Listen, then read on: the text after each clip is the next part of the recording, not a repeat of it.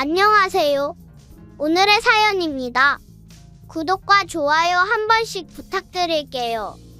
바로 사연 시작하겠습니다. 제 이름은 손보영입니다. 우리 집은 부유한 집은 아니었던 것 같아요. 아버지가 일찍 돌아가시고 어머니 혼자서 저를 키우셨기 때문입니다.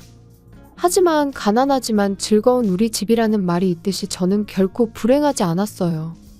열심히 일하시는 어머니는 때로는 한 번에 여러 가지 일을 하셨어요. 항상 웃음을 잃지 않는 어머니였지만 가끔씩 보이는 피곤한 표정에서 힘든 시간을 보내고 계신단 걸 느낄 수 있었고, 저는 어머니를 도울 수 있는 일이라면 무엇이든 도왔어요. 초등학교 고학년 무렵에는 집안일을 웬만한 성인만큼 할 수 있게 되었어요. 어머니의 기대에 부응하기 위해 공부도 열심히 해서 고등학교 1학년 때 치른 모의고사에서 반에서 5등이라는 성적도 거둘 수 있었어요. 학교 선생님들은 제 성적을 좋게 봐주셨고, 고3을 앞둔 학부모 면담에서 어머니와 저에게 서울에 있는 대학교에 진학을 권유했습니다. 어머니는 서울이라는 말에 기뻐하셨어요. 하지만 저는 제 나름의 생각이 있었습니다. 저는 여러 번의 고민 끝에 어머니에게 제 생각을 말하기로 했어요. 저기요, 엄마. 저는 대학교에 가지 않고 취업할 생각이에요. 왜? 성적도 좋고 공부도 좋아하잖아. 혹시 돈 때문에 그러는 거야? 그럼 솔직히 말씀드리면 돈 문제가 가장 큰 이유긴 해요. 엄마가 일하느라 힘들어하는데 더 이상은 못 참을 것 같아서요. 공부는 앞으로 어떤 형태로든 할 수 있겠지만 지금은 더 이상 엄마에게 부담을 줄 수 없어요. 어머니는 대학교를 졸업해야 한다고 말씀하셨지만 제 결심은 굳건했어요. 제가 공부를 좋아하는 것도 사실이고, 요즘은 대학교를 졸업하지 않으면 사회의 눈치를 보고 불이익도 받는다는 것을 알고 있었지만, 지금은 엄마의 짐을 조금이라도 덜어드리는 것이 무엇보다도 중요하다고 생각했어요. 알겠어. 보영이의 생각이 그렇다면 그렇게 하도록 해. 하지만 엄마만 생각하지 말고 너 자신을 먼저 생각해주면 좋겠어. 이건 엄마의 부탁이야. 어머니의 따뜻한 마음이 제 마음속으로 스며들었어요. 학교 선생님은 제 성적을 안타까워하시며 진학을 권유했지만 제 굳은 결심을 알고는 응원하는 편으로 돌아섰어요. 고등학교를 졸업하며 바로 취업을 하려고 했어요. 근데 고졸자를 채용하는 마음에 드는 회사는 잘 안 보였어요. 고졸 구직자가 대졸자보다 더 적으니 수요와 공급의 균형이 맞을 거라고 생각했지만 순진한 생각이었죠. 한참 취업으로 고민하고 있을 때 어머니가 말했어요. 지금 일하는 회사 사장님이 아는 회사에 보영이를 소개해 주겠다는데 면접 한번 볼래? 어머니는 항상 아르바이트나 계약직으로 자주 직장을 옮기셨지만 1년 전에 그토록 바라던 현재 회사에 정규직으로 자리 잡으셨어요. 어머니는 직장 사람들이 모두 친절하고 사장님도 직원들을 배려하는 분이라 근무하기 좋은 회사라고 했어요. 저는 면접 자리를 마련해 주겠다는 말에 흔쾌히 수락했습니다. 소개받은 회사는 일반 의약품을 도매하는 회사로, 회사 규모도 중견기업에 속하는 제법 큰 회사였어요. 저는 동네 작은 회사나 개인 사업체 정도만 생각하고 있었기 때문에 생각보다 너무 좋은 회사를 연결해 주셔서 무척 당황스러웠어요. 이 정도로 큰 회사면 어떻게든 꼭 붙어야겠다는 생각이 들면서 의약품 도매업에 대한 조사를 열심히 한 후 면접을 보러 갔습니다. 면접에서는 취업을 선택한 이유와 이 회사에 지원한 동기를 열정적으로 이야기하고, 조사에서 얻은 업무에 대한 지식을 적당히 이야기 속에 녹여내어 이야기했어요. 얕게 아는 지식을 거창하게 이야기할 재주는 없었고, 그냥 회사에 입사하기 위해 공부를 열심히 했다는 것을 알아주기만 해도 충분하다고 생각했어요. 간단한 필기시험과 면접을 같은 날에 진행했고, 그날 저녁에 집으로 돌아올 수 있었어요. 채용 결과가 나오기 일주일 동안 불안한 마음으로 보냈어요. 그리고 문자가 왔는데 합격이라는 소식에 어머니와 포옹하며 기뻐했어요. 벚꽃이 만개한 봄날, 저는 새로운 사회 구성원이 되었어요. 채용이 결정된 후 저는 더욱더 이 일에 관한 공부를 했습니다. 고졸 신입사원이 입사하자마자 핵심 업무를 맡게 될 줄은 꿈에도 몰랐지만 지식이 있으면 반드시 도움이 된다는 믿음이 있었기 때문이죠. 저는 영업부로 배치됐고 주어진 업무는 영업사원의 보조를 하는 거였어요. 직속 선배님은 입사 3년차 직원인 정주태라는 사람이었는데 아무것도 모르는 저를 처음부터 친절히 알려줬어요. 생각보다 많이 알고 있네. 설명해주기도 쉽고 잘 받아들이는 것 같네. 칭찬해주시는 것이 저는 너무도 기뻤어요. 당연히 부서에서 가장 어린 저에게 다들 친절하게 대해줘서 모두에게 고마웠습니다. 단 한 명의 여선배만 제외하고 말이죠. 저를 못마땅하게 여기는 듯 무슨 일만 생기면 너는 고졸이잖아. 라는 식으로 말을 했어요. 정주태 선배도 자신보다 회사 경력이 더 긴 여선배에게 뭐라 하지 못하고 항상 쓴웃음을 짓고 있었어요. 신경 쓰지 마. 네가 열심히 하는 거 다들 알고 있으니까. 네. 저도 더 열심히 해서 그분께 인정받을 수 있도록 할게요. 저는 진심으로 그렇게 생각하고 매일매일 열심히 일했지만 여선배의 비꼬는 말과 행동은 멈출 기미가 보이지 않았어요. 그렇게 열심히 일하다 보니 어느덧 첫 월급을 받는 날이 왔어요. 저는 전에 계획했던 대로 어머니를 모시고 외식을 하기로 했습니다. 솔직히 적은 월급이었지만 어머니에게 감사한 마음을 담아 조금 좋은 식당으로 예약했어요. 어머니와 함께 식사를 즐기고 있는데 고졸 여자애가 사치 부리러 왔어? 지금 최후의 만찬 같은 거야? 처음엔 저한테 하는 말인 줄 몰랐는데 고졸이라는 단어로 저를 지칭하는 거라는 걸 눈치채고 돌아보니 저를 무시하는 여선배가 깔깔대고 웃는 얼굴로 서 있었어요. 나는 접대하러 온 건데 너랑은 수준이 다르니까. 이런 데는 함부로 오는 게 아니야. 너 같은 애가 오면 가게 수준이 떨어지잖아. 너 때문에 거래가 불발나면 책임질 거야. 주제넘게 이런 데 오지 말고 얼른 집에 가서 라면이나 끓여 먹어. 무례한 말을 계속하는데 이 사람 지금 제정신인가 싶었어요. 선배, 지금 그게 무슨 말이에요? 보영이도 우리 동료인데 어떻게 그런 말을? 중간에 끼어들어 말려준 것은 주태 선배였어요. 그는 거래처 사람이 눈치 준다며 여선배를 데리고 갔습니다. 심장이 뛰는 게 안정을 되찾을 때쯤 어머니가 말씀하셨어요. 듣던 것보다 더 상식이 없는 사람이네. 저런 건 상꼰대라고 해야 하나. 어머니의 말에 저도 모르게 웃음이 터져나왔고 다행히 웃음으로 마무리할 수 있었어요. 다음 날 주태 선배에게 도와줘서 고맙다고 말했더니 아니야, 괜찮아. 중요한 접대였는데 그 선배가 추태 부릴 줄 몰랐네. 그 후 그 여선배는 이 회사에서 유배받아 가는 곳으로 여겨지는 자재관리과로 부서 이동되었어요. 거래처에서 말도 안 되는 영업사원이 있다는 이야기가 사장님에게 전해진 것과 당시 함께 있던 주태 선배가 그 내용을 보고한 것 때문이죠. 그 외에도 그동안 영업부 직원들의 불만도 많이 있었던 게 이유이기도 하고요. 저는 이상한 선배가 없어져서 더욱 업무에 집중할 수 있게 되었어요. 그렇게 저는 입사 1년 차에 접어들고 있었어요. 업무 능력도 점점 향상되어 처음에는 회사 내에서 영업사원들의 업무 지원만 전담했지만 점차 영업처에도 동행하게 되고 지원하는 것뿐만 아니라 영업하는 것도 조금씩 배우는 기회들이 생겼어요. 그리고 주태 선배와 함께한 첫 영업이 성공적으로 거래가 돼서 주태 선배에게 저녁을 사기로 했어요. 그리고 그 자리에서 제 운명이 달라집니다. 보영아, 나와 결혼을 진지하게 생각해 줄 수 없을까? 교제 신청을 건너뛰고 프러포즈를 받았어요.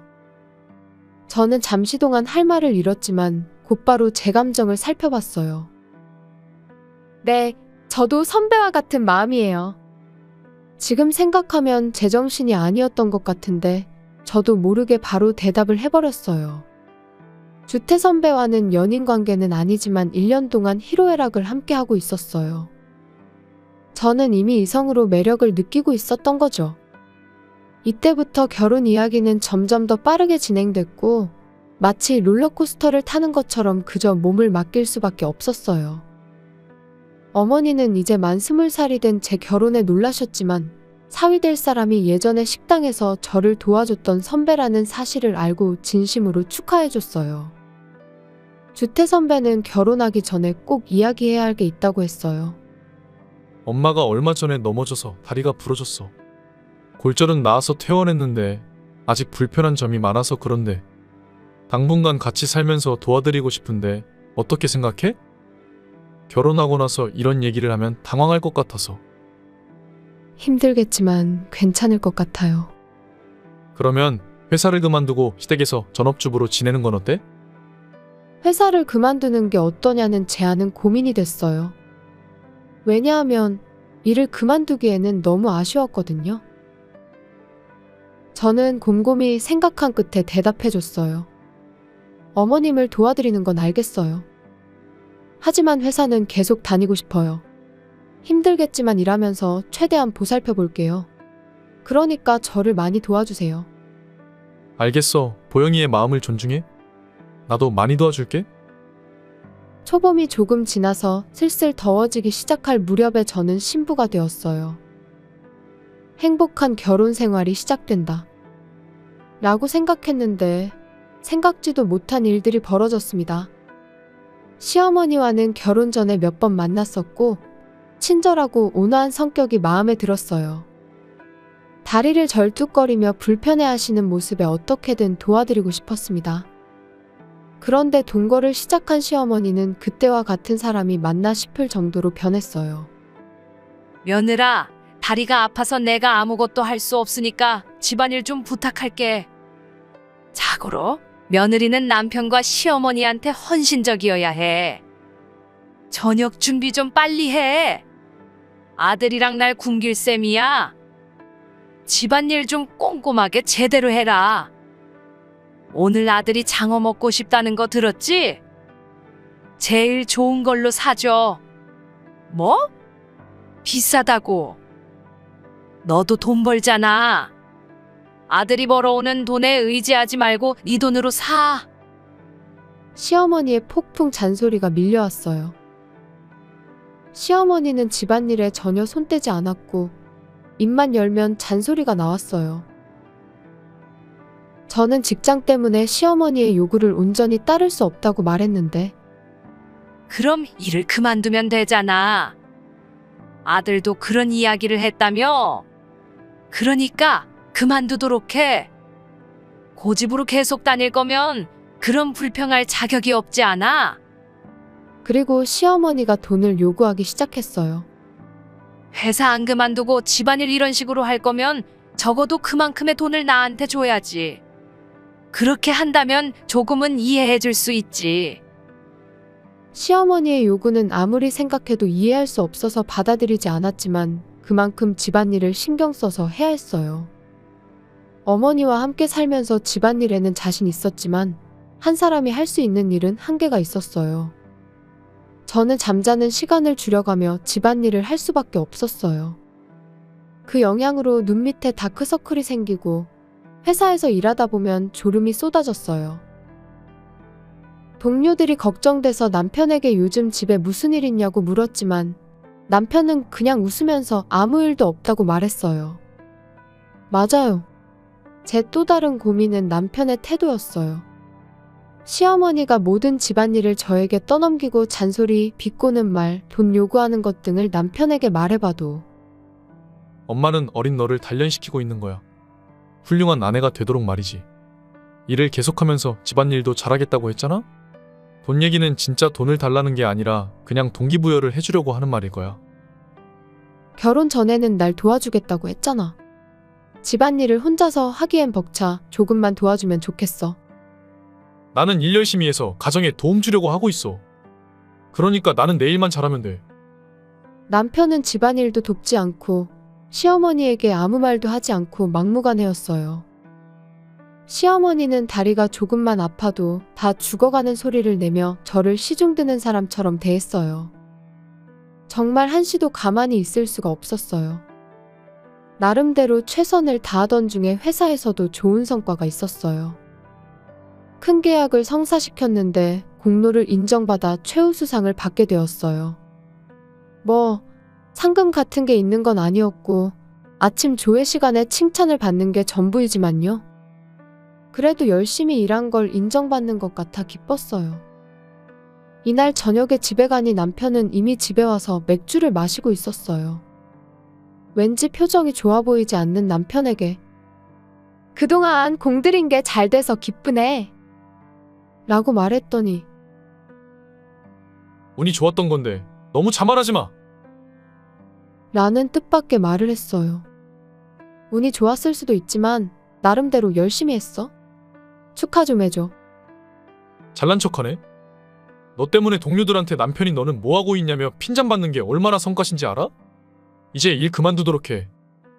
제가 입을 열려고 하자 듣기 싫다며 먹던 치즈 조각을 저에게 던졌어요. 치즈라서 맞아도 아픈 건 없었지만 제 마음이 아팠어요. 시어머니의 괴롭힘과 점점 차가워지는 남편의 태도에 심신이 지쳐갔어요. 그리고 결혼한 지 1년하고 한 달 더 지났을 때 저는 갑자기 몸살이 왔어요. 어쩔 수 없이 회사를 쉬고 병원에 갔습니다. 시어머니는 꾀병 피우지 말라며 이것저것 집안일을 시켰고 남편은 걱정하는 말 한마디 없이 묵묵히 출근했어요.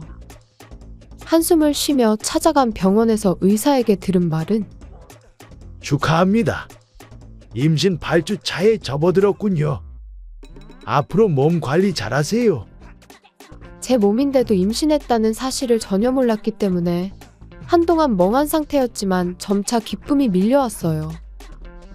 엄마가 되는 기쁨과 아이가 생기면 남편과의 관계도 좋아질 것 같아서 기뻤어요. 시어머니도 첫 손자가 생기면 저를 대하는 태도가 조금은 바뀔지도 모릅니다. 그날 저녁에 집에 돌아온 남편을 붙잡고 웃으면서 말했어요. 여보, 나 임신했어. 오늘 병원에 가서 알았어. 정말 깜짝 놀랐어. 우리 엄마 아빠가 된대. 저는 당연히 남편도 기뻐할 줄 알았는데 남편의 반응은 제 예상을 뒤엎었어요. 제 이야기를 듣고 남편은 아무 반응이 없었어요. 기쁨의 얼굴이 아닌 화난 것 같은 얼굴이었고 한참 뒤 남편이 말했어요. 아니, 왜 임신을 한 거야? 내가 갖고 싶다고 한 것도 아닌데. 예상했던 기쁨의 목소리와 미소는 온데간데 없었고 믿을 수 없는 말을 내뱉는 남자가 앞에 있었어요. 고졸에 아직 애 같은 너가 어떻게 엄마가 될 수 있겠어? 보통 고졸 엄마의 머리는 유전돼서 멍청한 애만 태어난다는데 그런 애는 원치 않아. 무슨 말인지 도저히 이해가 안 됐어요. 이런 일이 생기게 하다니 정말 화난다. 난 아이를 원하지 않으니까 알아서 해. 어떻게 그런 말을 할 수 있어? 우리한테 가족이 생긴 거라고. 시끄러워. 너는 하고 싶은 대로 잘하잖아. 낳고 싶으면 낳아서 키워. 대신 나랑은 이혼해. 근데 양육비나 위자료는 한 푼도 안 줄 거야. 너가 원해서 낳는 거니까 내 탓은 아니잖아. 지금 이혼이라고 했어? 진심이야? 도대체 왜 그러는데? 왜 그러냐고? 내가 고졸인 너랑 결혼한 건 엄마를 돌봐주고 집안일을 해줄 가정부가 필요했기 때문이야. 그런데 너는 일도 계속 다니고 집안일은 제대로 하지 않았지. 그리고 엄마가 돈이라도 내라고 했는데 그것도 거부하고 말이야. 아무짝에도 쓸모가 없어. 회사에서도 눈엣 가시거리였어. 그때 시어머니가 왔어요. 아들도 드디어 엄마 생각과 같아졌네. 역시 우리 아들이야. 그 후의 일은 잘 기억나지 않아요. 정신이 들었을 때는 이미 손에 들린 이혼 서류에 사인하고 있었고 그대로 집에서 쫓겨났어요. 밤에 길을 걸으면서 이혼 신고서를 준비했다니 계획했었구나 하는 생각을 어렴풋이 했어요. 제 발걸음은 자연스럽게 부모님 집으로 향했습니다. 갑자기 돌아온 딸을 아무 말 없이 맞아준 어머니에게 감사했어요. 그리고 회사에는 전 남편의 비도덕적인 행동이 소문나면서 모든 동료들이 뒷담화를 하자 얼마 안 가 퇴사했다고 합니다. 제 친한 동료가 열심히 소문을 내준 덕분이었죠. 저는 회사에 계속 다니다가 만삭이 가까워져 출산휴가를 내고 건강한 아들을 낳았어요. 전 남편과 헤어지고 혼자 아이를 키울 수 있을까 했지만 저는 제 뱃속에 있는 아이를 지키고 싶었고 엄마가 도와준다는 말에 힘을 얻었어요. 승주라고 이름 지은 아들은 활기차고 에너지 넘치는 아이로 자랐어요. 상냥하고 착한 아이였고 무엇보다 똑똑했습니다. 저에게 멍청한 아이만 낳을 거라고 말했던 전 남편이 더 멍청했던 셈이죠. 저는 육아와 일을 병행하며 열심히 살았어요. 어느새 승주가 태어난 지 20년이 지났어요. 어느 날 승주와 함께 이 근처에서 가장 큰 종합병원에 갈 일이 있었어요. 볼일을 보기 위해 병원 접수처로 향하고 있는데 갑자기 어떤 목소리가 들렸습니다. 손보영 씨 맞나요? 맞구나. 진짜 오랜만이네. 20년 만인가? 제 앞에는 다시는 만나고 싶지 않다고 생각했던 전 남편이 서 있었어요. 늙는 것은 당연한 일이지만 전 남편의 얼굴에는 예전의 얼굴은 조금밖에 안 보였어요. 그 옆에는 어려 보이는 여자가 있었습니다. 나한테 버림받고 힘들게 살았나 봐. 나는 너 때문에 그 회사에서 쫓겨났지만 바로 더 큰 회사에 취업해서 지금은 부장이 됐어. 회사에서 쫓겨난 건 자업자득인 것 같은데 남편은 웃으며 이야기를 이어갔어요. 지금 회사에서 집사람도 만나서 아들도 낳고 잘 살고 있지. 그렇게 말하며 옆에 여자를 끌어안았어요. 그는 아들이 얼마나 똑똑한 아들인지, 얼마나 영리한지 제가 물어보지도 않았는데 계속해서 자랑했습니다. 너 여기 있는 거 보니까 병이라도 걸린 거야? 구원받지 못하겠네. 그때 옆에 있던 여자가 떨리는 목소리로 말했어요. 여보, 여기 이 사람. 그때 뒤에서 남자의 목소리가 들렸어요. 여기 있었네. 바쁜데 와줘서 고마워. 그리고 옆에 같이 계신 분은 의약 품도매업자 정주태 씨 맞죠? 네. 안녕하세요, 병원장님. 맞는구먼. 그런데 내 재수 씨랑 아는 사이인가요? 재수 씨요? 내 남편이 병원장님 동생이야. 아니, 이럴 수가. 당신이랑 헤어지고 지금의 남편과 결혼했어. 전 남편과 헤어진 후 엄마의 도움을 받아 승주를 키우며 일을 계속하고 있었는데 거래처 사장과 눈이 맞아 재혼하게 되었어요. 남편은 젊은 나이에 제약회사를 물려받았어요. 남편에게는 형이 있었는데 형은 의사의 길을 걷고 있었기 때문에 남편이 물려받은 거죠. 저는 결혼함과 동시에 남편 회사로 자리를 옮겼고 지금은 영업부의 총책임을 맡고 있어요. 그리고 회사의 협력회사 중 하나가 전 남편이 근무하는 회사였어요. 이제 기억난다. 이분 연말에 여자들만 모인 파티에서 만난 적이 있어. 저는 연말에 배우자나 여직원들만 모아서 정기적으로 파티를 개최하고 있었어요. 그런 걸 왜 이제야 얘기해?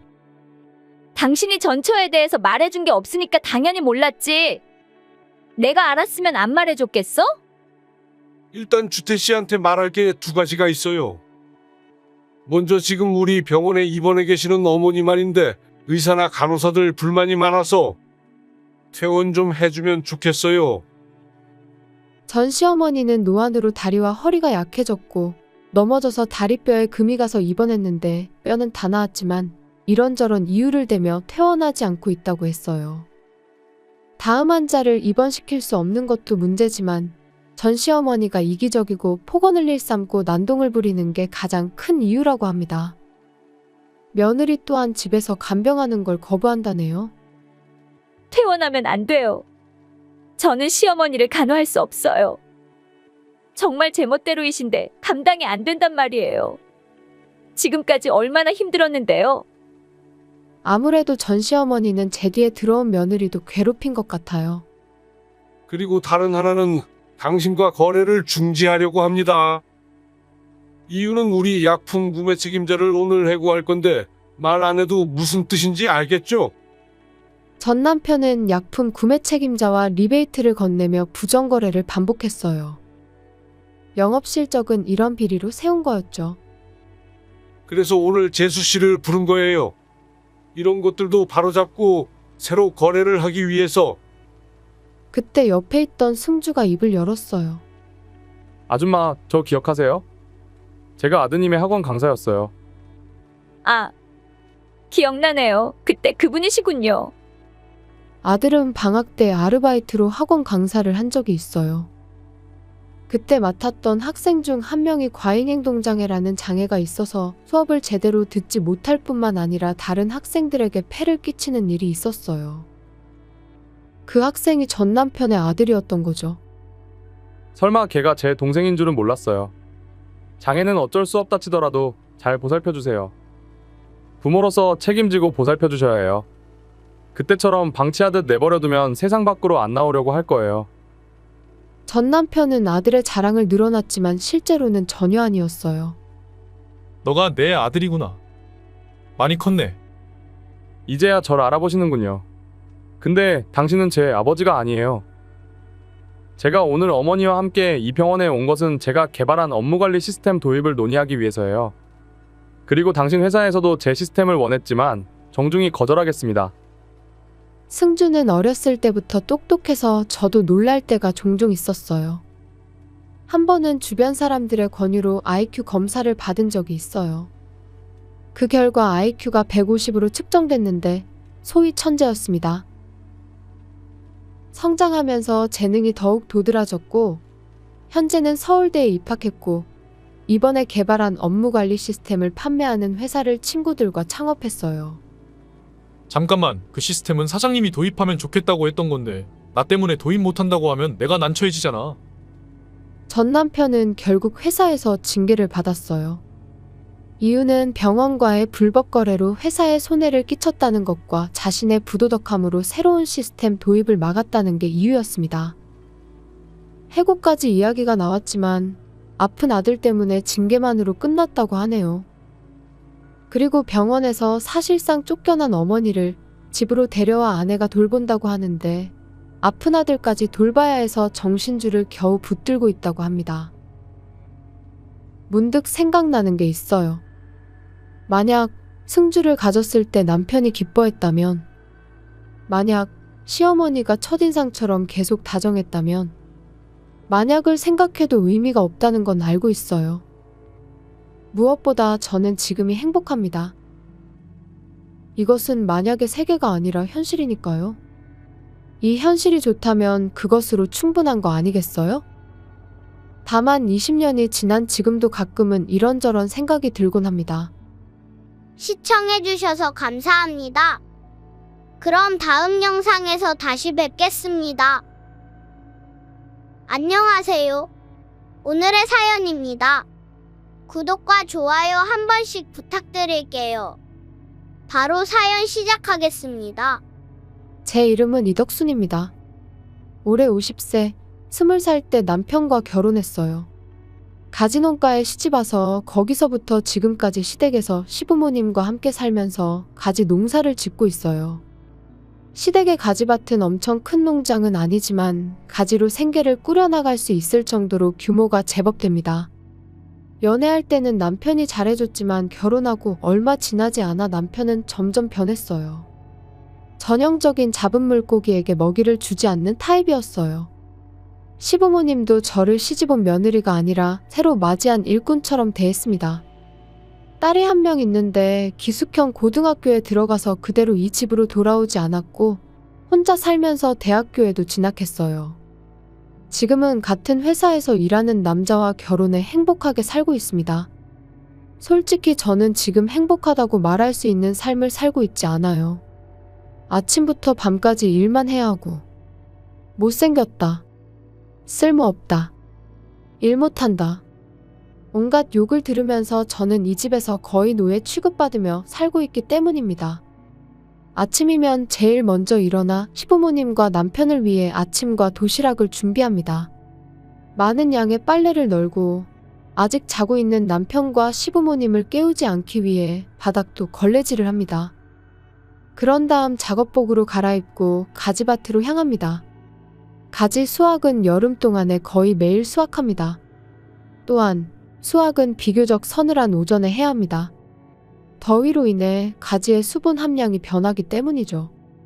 여느 때처럼 부지런히 수확하고 있는데 10시 쉬는 시간에 종소리가 울렸어요. 이곳은 시골이라 10시가 되면 마을 방송에서 음악이 재생됩니다.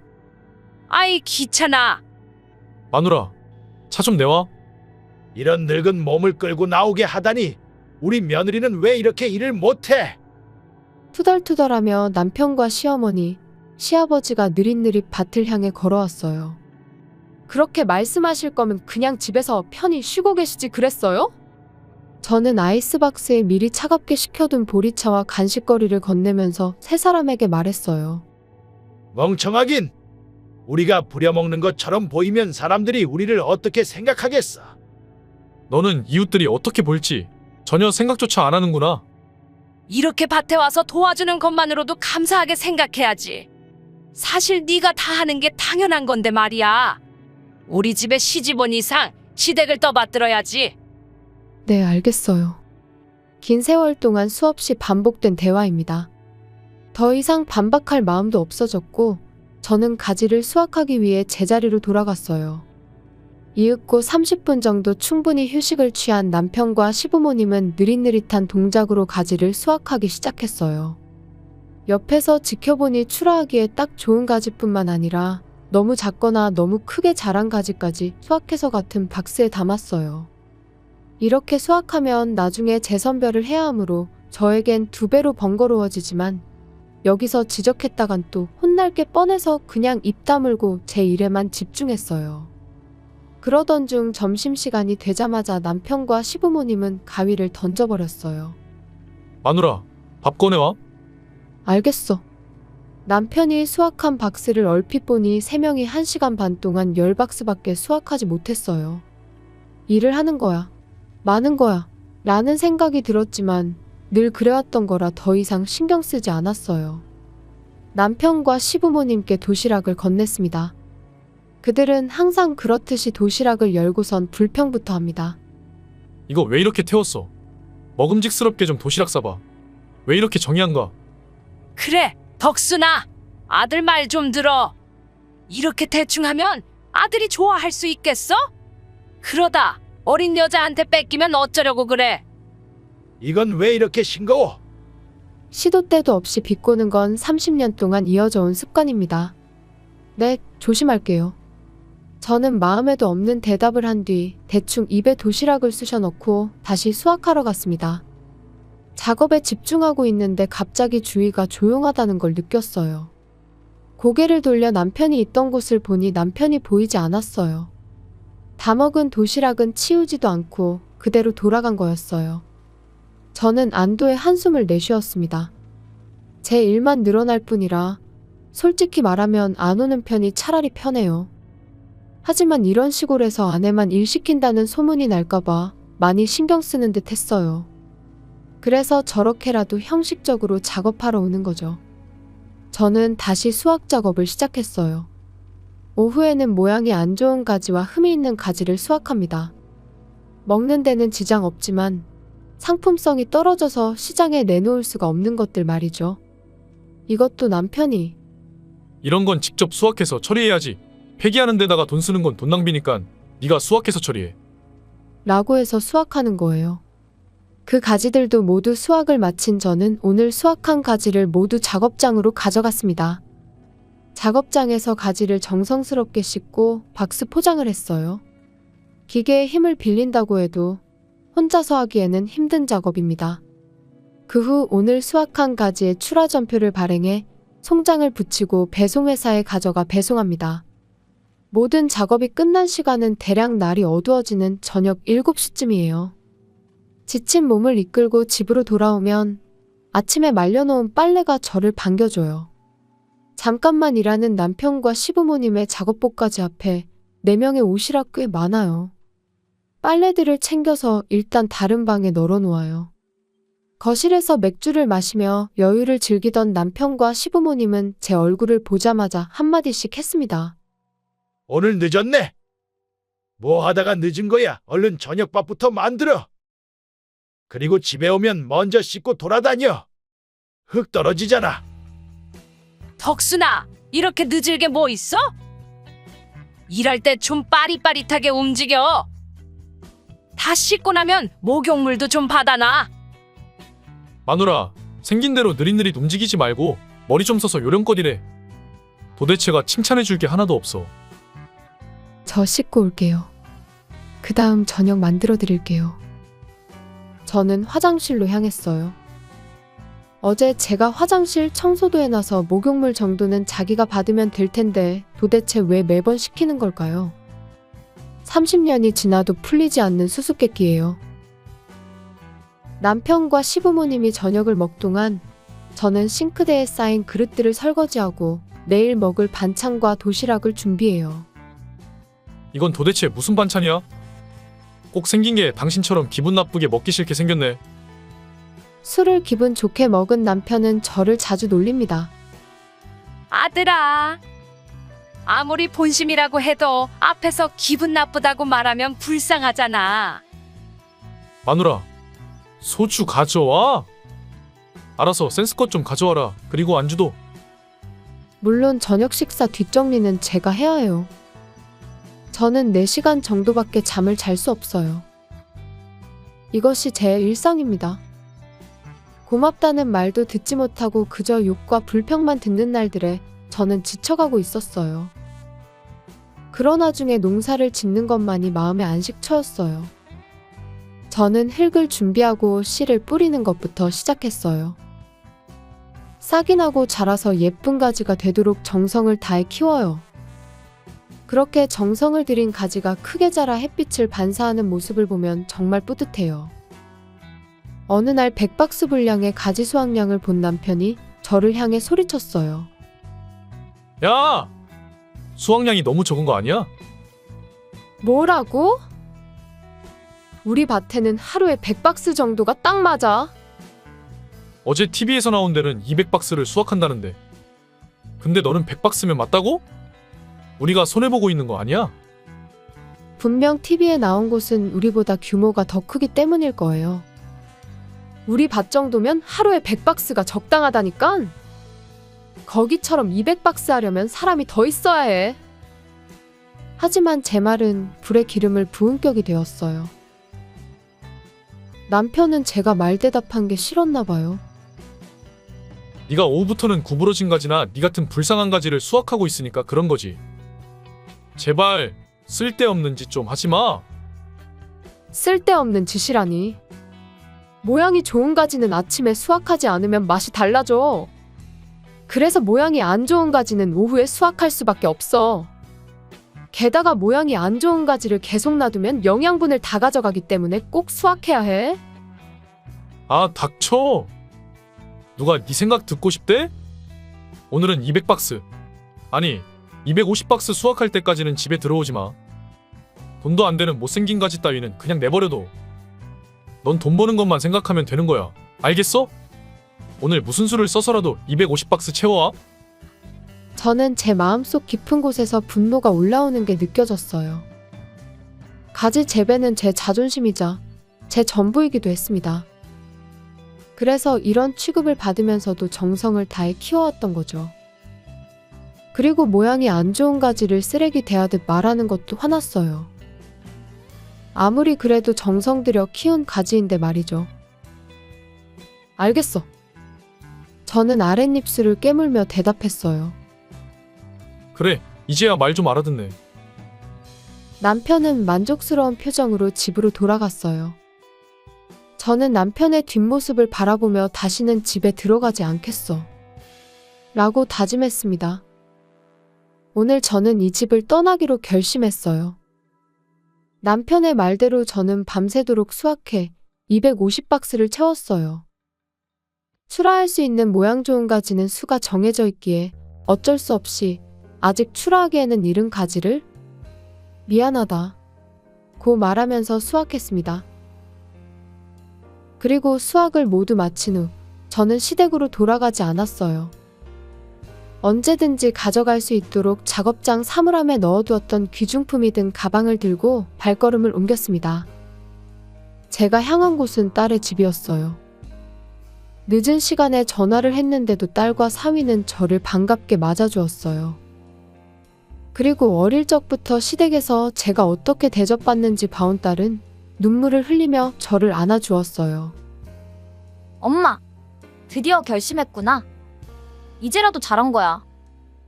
어머님, 그동안 고생하셨어요. 다들 고마워. 미안한데 오늘 신세 좀 질게.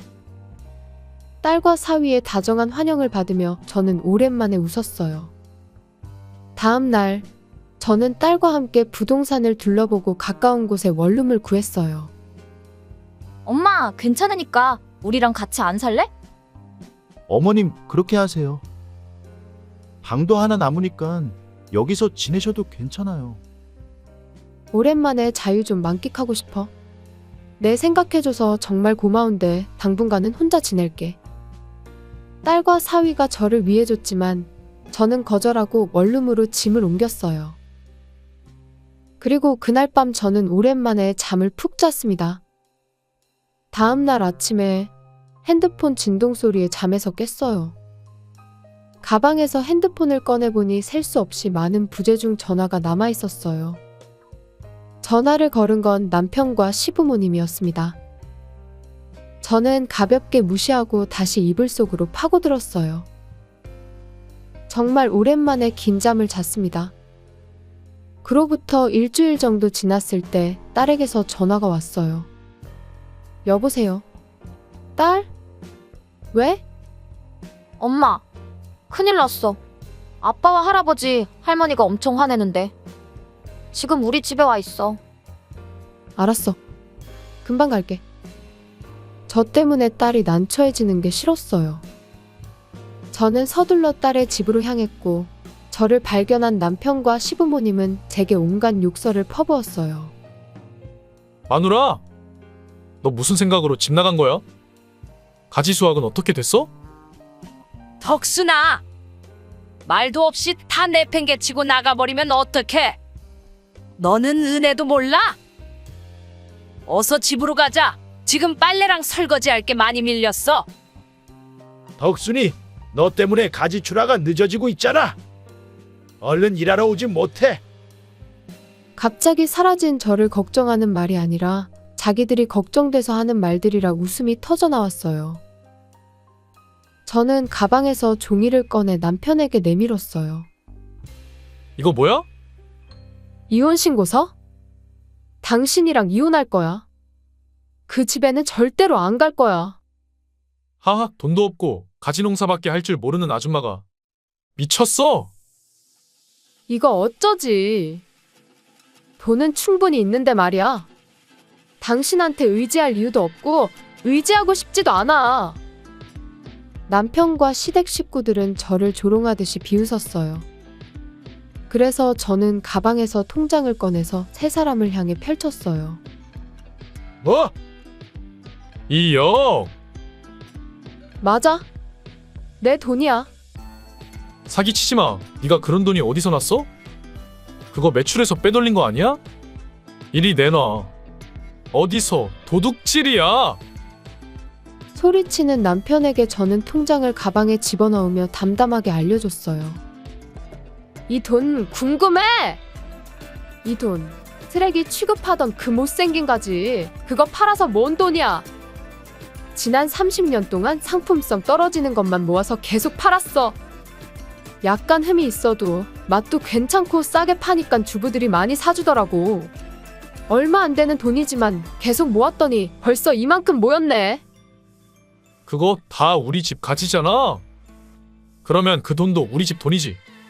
전부 다 내놔. 글쎄, 갑자기 왜 그래? 분명히 나한테 못생긴 가지들은 마음대로 하라며? 다시 기억나게 해줄게. 기다려봐. 저는 이런 일이 있을까 싶어서 녹음해뒀던 걸 들려줬어요. 이런 건 직접 수확해서 처리해야지. 폐기하는 데다가 돈 쓰는 건 돈 낭비니까 네가 수확해서 처리해. 정말 이것들 내가 마음대로 해도 돼? 괜찮다고 하잖아? 돈 들이지 말고 너처럼 생긴 것들은 알아서 수확해서 처리해. 남편은 녹음한 걸 듣고 움찔했어요. 하지만 이혼하면 재산 분할로 그 돈의 절반은 내 돈이야. 그러니 반은 돌려줘. 좋은 생각이 떠올랐다는 듯이 웃는 남편에게 저는 미소 지었어요. 집, 작업장, 밭, 농자재, 기계 이런 거 다 합치면 10억이 넘을 텐데 그럼 그것도 재산 분할해야 하니까 반은 나한테 줄 거지? 뭐? 그럴 것 같으면 이혼 못 해주지. 얼른 그 돈 가지고 집으로 와. 당장? 좋은 말 할 때 말 들어. 아니, 절대 안 돌아갈 거야. 지금 서류에 사인하지 않으면 소송당할 줄 알아. 지난 30년 동안 한 짓들 모두 기록해놨는데 나한테 이길 자신 있어? 지금 좋은 말 할 때 사인해주면 위자료도 재산분할도 필요 없어. 소송으로 진행하면 나한테 꽤 많이 줘야 할걸? 남편과 시부모님의 얼굴이 창백해졌어요. 저는 마지막으로 웃으면서 말했어요. 이 쓸모없는 놈아? 신나게 놀려대다가 이렇게 당하니까 기분 어때? 그로부터 얼마 후 전 남편이 서명한 이혼 신고서가 딸에게 도착했어요. 소송까지 해야 하나 싶었는데 큰돈을 뺏길 것 같아 무서웠나 봐요. 다행히 쉽게 이혼을 하게 돼서 안도했습니다. 제 딸은 그냥 소송까지 해야 했어? 라고 말하지만 저는 하루라도 빨리 이들과 관계를 끊고 싶었어요. 이혼 신고서가 딸에게 보내진 이유는 딸 부부가 제 행방을 절대 알리지 말라고 했기 때문입니다. 나중에 안 좋은 일이 생기는 걸 미리 방지하자고 한 거였죠. 확실히 지금도 문자가 옵니다. 내가 잘못했어. 네가 해주던 밥이 그리워. 그러다가 계속 제가 답을 안 하니까 혼자서 화를 냅니다. 건방지게 내 말 계속 무시할 거야? 이미 이혼하기로 한 마당에 왜 저러는지 모르겠네요. 물론 한 번도 답장을 한 적은 없지만요. 그 후로 전해들은 이야기로는 제가 마지막으로 수확한 250박스는 어떻게든 배송했다고 합니다. 못생긴 것 벌레 먹은 가지를 받은 거래처에서 클레임이 계속 들어와 평판이 안 좋아졌다고 합니다. 제가 없어졌으니 이제는 부지런히 일할 줄 알았는데 개버릇 난 못 주나 봐요. 수확 시기에 느릿느릿 수확해서 큰 적자가 났다고 하네요. 아마도 저런 식이라면 얼마 못 가 폐업할 게 뻔합니다. 저는 모아둔 돈으로 한동안 여유를 즐기며 지내려 했는데 얼마 쉬지도 못하고 몸이 근질근질해서 청년귀농지원센터에서 제가 가진 노하우를 알려주며 봉사활동하고 있습니다. 자존감도 회복하고 저를 필요로 하는 사람들을 돕다 보니 제 삶도 소중한 삶이라는 걸 다시 한번 느끼고 있습니다. 시청해주셔서 감사합니다. 그럼 다음 영상에서 다시 뵙겠습니다.